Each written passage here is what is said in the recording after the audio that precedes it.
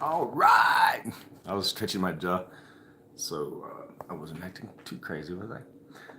Numbers chapter 30. It's about vows.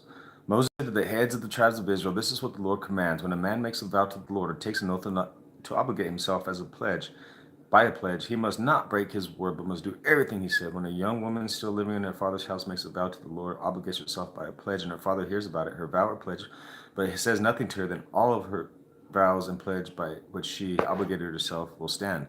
But if her father forbids her when he hears about it, none of her vows or the pledge by which she obligated herself will stand. The Lord will release her because her father has forbidden her. She marries after she makes a vow, or after her lips utter a rash promise by which she obligates herself, and not correction, and her husband hears about it but says nothing to her, he then her vow or the pledge by which she obligates herself will stand. But if her husband forbids her when he hears about it, and he nullifies the vow that obligated her to the rash promise by which she obligated herself, and the Lord will release her. Any vow or obligation taken by a widow or divorced man will be binding on her. If a woman with her husband makes a vow or obligates herself by a pledge under oath, and her husband hears about it but says nothing to her and does not forbid her, then all her vows and pledges by which she obligated herself will stand. But if her husband nullifies them when he hears about them, then none of the vows or the pledges that come from her lips will stand. Her husband has nullified them, and the Lord will release her. Her husband may confirm or nullify any vow she makes or any sworn pledge to deny herself. But if her husband says nothing to her about it from day to day, then he confirms all her vows to the pledge binding on her. He confirms them by saying nothing to her when he hears about them. If, however, he nullifies them sometime after he hears about them, then he is responsible for her guilt. These are the regulations the Lord gave Moses concerning relationship between a man and his wife and between a father and his young daughter still living in the house. Vengeance on the Midianites, chapter 31. Okay, that was really short. Chapter 30, it was 2 minutes.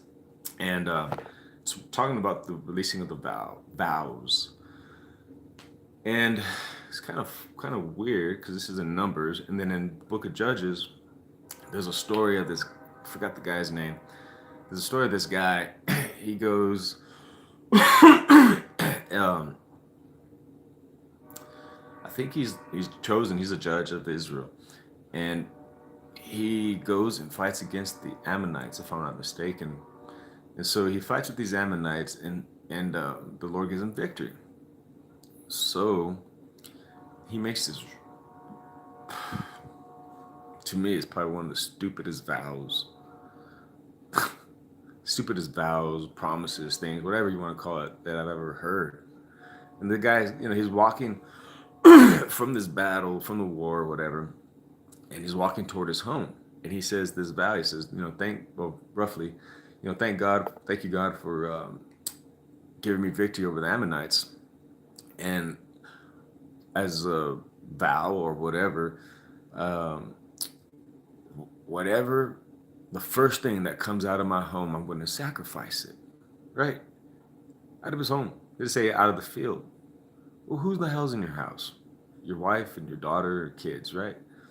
Why did this guy say the first thing that comes out of my house, I'm going to sacrifice it to the Lord? So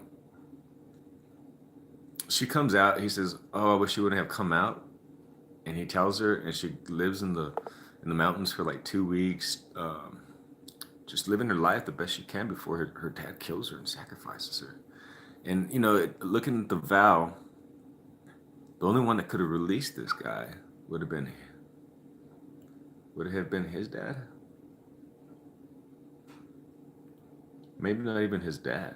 As a man, I think your vow has to stand. As a woman, your husband can nullify the vow, and as a child, your parent or your father can nullify the vow, forbid it. So if that guy's father was still alive and he says, "No, I forbid you from killing our granddaughter," maybe that would have nullified it. So, what is the lesson today? Don't make stupid vows like the guy in Judges. Oh, first thing that comes out of my house, I'm going to sacrifice it. I mean, goodness gracious, how slap your shelley. Come on, wake up. Um, and then a husband has authority to counsel a vow, and so does the parent. That's what I got from chapter 30. God bless. School of Light. If you need any Bible studies, let us know. Schooloflight.org. Facebook, look up School of Light. We have a Facebook page. And here you go. YouTube, contact me. Let me know if you need some Bible studies. We'll send them to you in the United States.